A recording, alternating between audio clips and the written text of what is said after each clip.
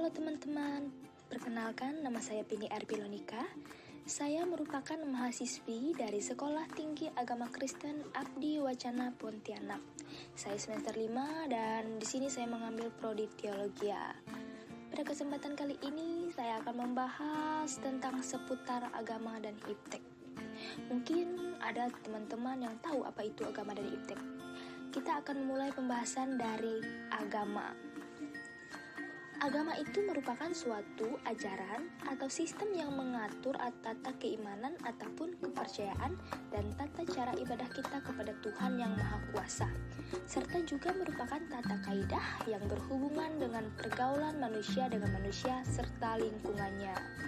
Terkhususnya di Indonesia ini, istilah agama itu digunakan untuk menyebut 6 agama yang diakui secara resmi oleh negara, seperti Islam, Katolik, Protestan, Hindu, Buddha, dan Konghucu. Sedangkan semua sistem keyakinan yang tidak atau belum diakui secara resmi oleh negara itu disebut sebagai religi atau kepercayaan.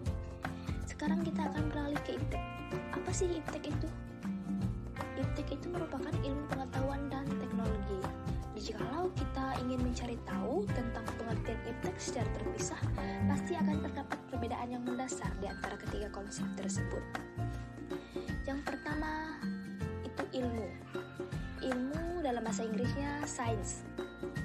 Ilmu ini juga sering kali disebut sebagai ilmu pengetahuan, dan ilmu itu merupakan usaha-usaha yang dilakukan manusia secara sadar untuk menyelidiki, menemukan, dan meningkatkan pemahaman manusia dari berbagai segi kenyataan dalam alam manusia ini.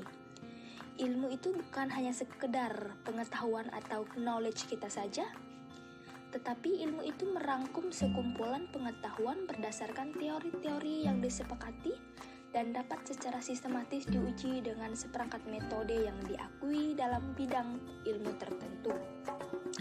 Jadi sains itu merupakan suatu kebenaran yang dapat diuji. Dipandang dari sudut filsafat, ilmu itu terbentuk karena manusia berusaha berpikir lebih jauh mengenai pengetahuan yang dimilikinya. Kedua itu pengetahuan. Pengetahuan merupakan sekumpulan informasi atau maklumat yang diketahui atau disadari oleh manusia.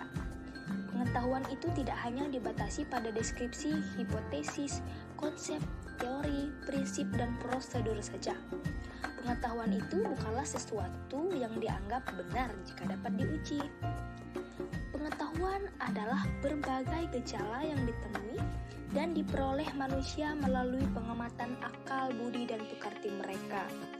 Pengetahuan itu muncul ketika seseorang menggunakan akal budinya untuk mengenali benda atau kejadian tertentu yang belum pernah dilihat atau dirasakan sebelumnya. Misalnya ketika seseorang mencicipi masakan yang baru dikenalnya, ia akan mendapatkan pengetahuan tentang bentuk, rasa, dan aroma masakan tersebut. Yang terakhir itu merupakan teknologi. Teknologi ini merupakan keseluruhan sarana untuk menyediakan barang-barang yang diperlukan bagi kelangsungan dan kenyamanan hidup manusia.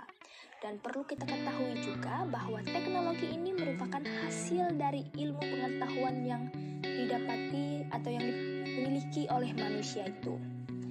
Teknologi itu berguna untuk mempermudahkan kehidupan manusia. Contohnya, dahulu orang-orang jika ingin mengirim kabar atau berita, mereka harus mengirim surat terlebih dahulu. Dan itu sangat lama sekali proses sampai surat itu kepada orang yang kita tuju. Tapi sekarang kita lebih dipermudah. Kita tidak perlu susah-susah begitu. Dengan adanya teknologi, perkembangan teknologi ini yaitu berupa handphone, semua orang bisa dengan mudah mengetahui kabar atau berita, ataupun juga bisa berbicara secara langsung dengan orang jarak jauh. Pertanyaannya di sini teman-teman, apakah ilmu itu bertentangan dengan agama? Jika kita melihat dalam definisi, pengetahuan itu dia benar jika dapat diuji, diselidiki kebenarannya. Tetapi agama itu merupakan suatu kepercayaan kita yang terkhususnya di dalam agama Kristen. Jika kita membaca ke dalam kitab suci, yaitu Alkitab, banyak sekali terdapat kejadian-kejadian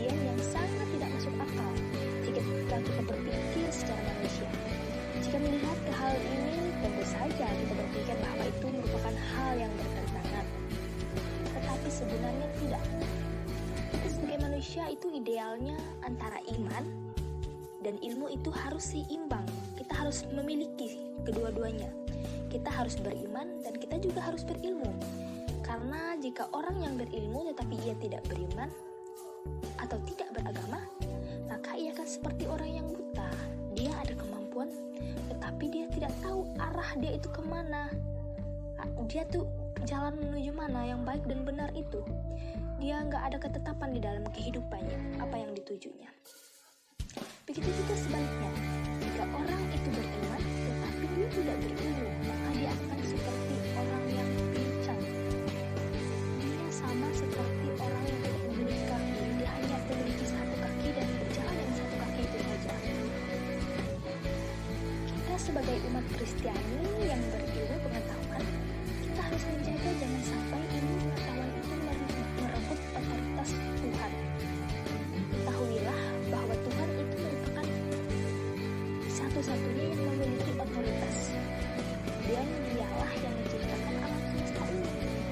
Tetapi kita juga jangan sampai hati dengan ilmu ini, karena ilmu itu sangat berguna untuk menunjang kita sebagai orang yang beragama. Contohnya seperti halnya masa sekarang. Kita sedang dihadapi dengan pandemi COVID-19, yang dimana pada masa ini segala hal itu dilakukan di dalam rumah. Kita tidak bisa kemana-mana, kita serba terkekang.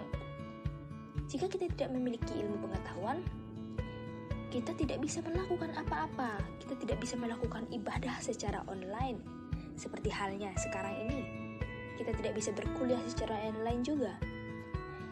Ilmu pengetahuan ini sangat penting sebenarnya dalam kehidupan kita.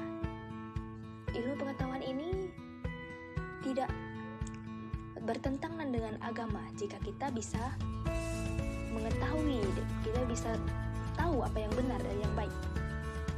Dan jangan sampai juga ilmu pengetahuan ini merebut otoritas Tuhan di dalam kehidupan kita.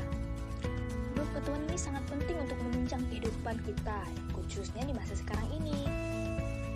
Segala sesuatu kita melakukan dengan teknologi, dan ini merupakan ilmu pengetahuan yang tidak bertentangan dengan agama.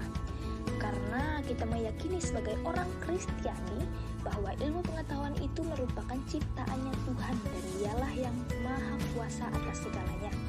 Kita juga mempercayai bahwa dialah yang memberikan kita akal budi pekerti sehingga kita bisa berpikir dan bisa mendapatkan atau mengenali ilmu pengetahuan, dan kita bisa mendalami ilmu pengetahuan itu secara lebih dalam lagi. Mungkin ini saja materi yang dapat saya paparkan.